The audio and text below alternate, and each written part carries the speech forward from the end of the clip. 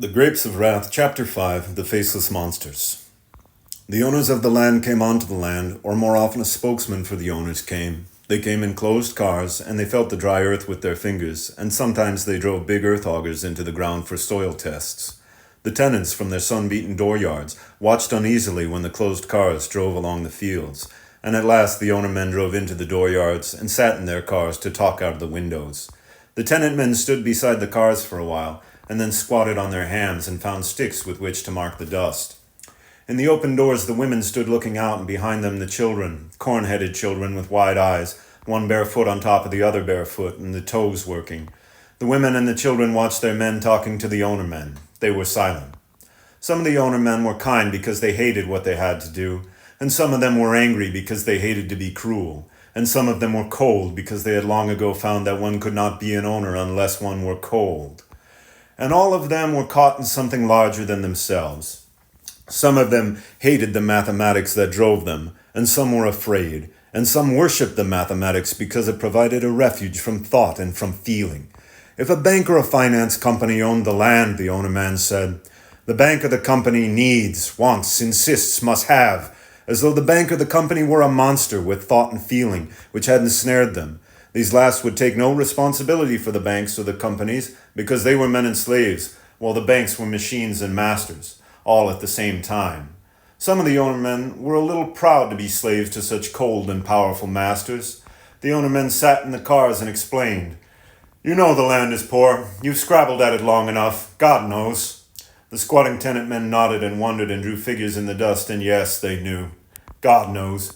If the dust only wouldn't fly, if the top would only stay on the soil, it might not be so bad.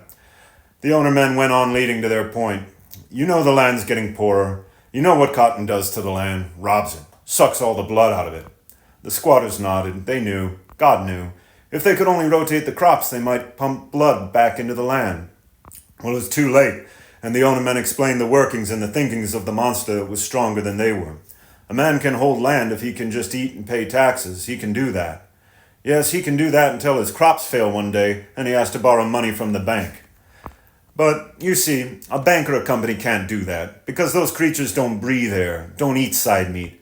They breathe profits. They eat the interest on money. If they don't get it, they die the way you die, without air, without side meat. It's a sad thing, but it is so. It is just so. The squatting men raised their eyes to understand. Can't we just hang on? Maybe the next year will be a good year. God knows how much cotton next year. And with all the wars, God knows what price cotton will bring. Don't they make explosives out of cotton? And uniforms? Get enough wars and cotton will hit the ceiling. Next year, maybe. They looked up questioningly. We can't depend on it. The bank, the monster, has to have profits all the time. It can't wait. It'll die. No, taxes go on. When the monster stops growing, it dies. It can't stay one size. Soft fingers began to tap the sill of the car window, and hard fingers tightened on the restless drawing sticks. In the doorways of the sun-beaten tenant houses, women sighed and then shifted feet so that the one that had been down was now on top, and the toes working. Dogs came sniffling near the owner cars and wetted on all four tires one after another, and chickens lay in the sunny dust and fluffed their feathers to get the cleansing dust down to the skin. In the little sties, the pigs grunted inquiringly over the muddy remnants of the slops. The squatting men looked down again. What do you want us to do? We can't take less share of the crop. We're half starved now. The kids are hungry all the time. We got no clothes, torn and ragged. If all the neighbors weren't the same, we'd be ashamed to go to meeting. And at last the owner men came to the point. The tenant system won't work anymore. One man on a tractor can take the place of 12 or 14 families. Pay him a wage and take all the crop. We have to do it. We don't like to do it, but the monster's sick. Something's happened to the monster. But you'll kill the land with cotton. We know. We've got to take cotton quick before the land dies. Then we'll sell the land. Lots of families in the East would like to own a piece of land. The tenant men looked up alarmed. But what'll happen to us? How will we eat? You'll have to get off the land. The plows will go through the dooryard. Another squatting man stood up angrily. Grandpa took up the land, and he had to kill the Indians and drive them away. And Pa was born here, and he killed weeds and snakes. Then a bad year came, and we had to borrow a little money. And we was born here, there in the door, our children born here, and Pa had to borrow money. The bank owned the land then, but we stayed and we got a little bit of what we raised. We know that, all that. It's not us, it's the bank. A bank isn't like a man. Or an owner with 50,000 acres. He isn't like a man either. That's the monster. Sure, cried the tenant men, but it's our land. We measured it and broke it up. We were born on it, and we got killed on it, died on it. Even if it's no good, it's still ours. That's what makes it ours, being born on it, working it, dying on it. That makes ownership, not a paper with numbers on it. We're sorry. It's not us, it's the monster. The bank isn't like a man. Yes, but the bank is only made of men. No, you're wrong there, quite wrong there. The bank is something else than men. It happens that every man in a bank hates what the bank does. And yet the bank does it. The bank is something more than men, I tell you. It's the monster. Men made it, but they can't control it. The tenants cried, Grandpa killed Indians. Pa killed snakes for the land.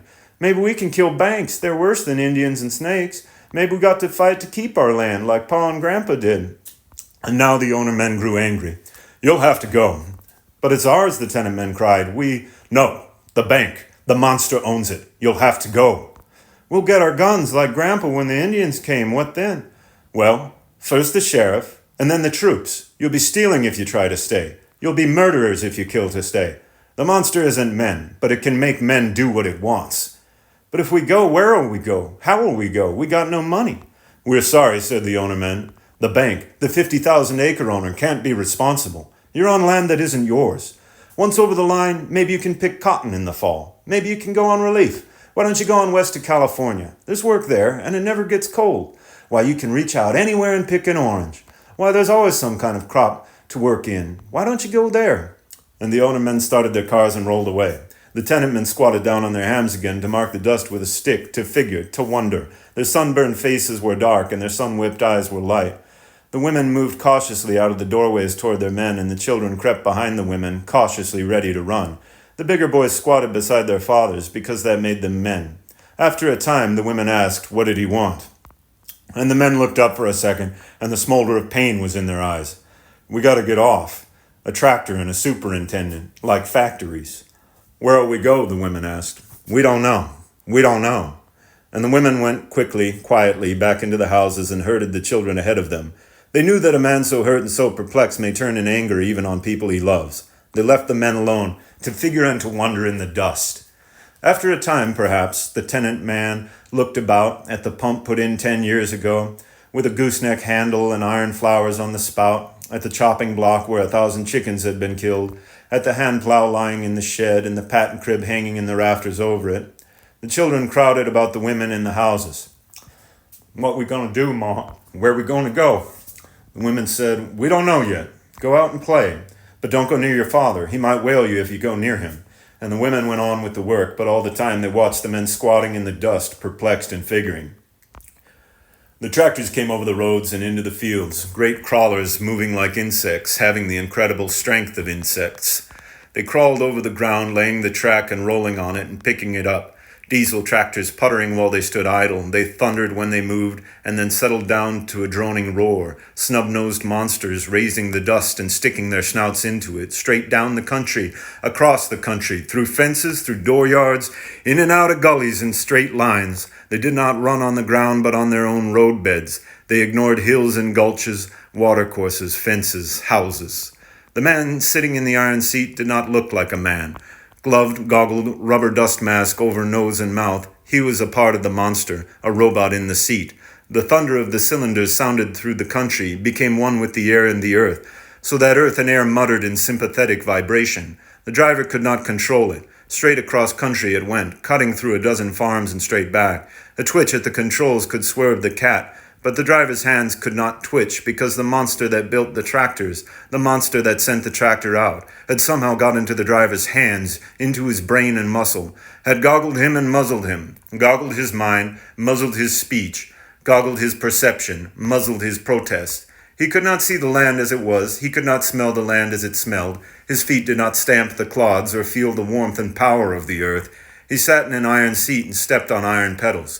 He could not cheer or beat or curse or encourage the extension of his power, and because of this he could not cheer or whip or curse or encourage himself. He did not know or own or trust or beseech the land. If a seed drop did not germinate, it was nothing. If the young thrusting plant withered in drought or drowned in a flood of rain, it was no more to the driver than to the tractor. He loved the land no more than the bank loved the land. He could admire the tractor, its machine surfaces, its surge of power, the roar of its detonating cylinders, but it was not his tractor. Behind the tractor rolled the shining discs, cutting the earth with blades, not plowing but surgery, pushing the cut earth to the right where the second row of discs cut it and pushed it to the left, slicing blades shining, polished by the cut earth, and pulled behind the discs, the harrows combing with iron teeth, so that the little clods broke up and the earth lay smooth.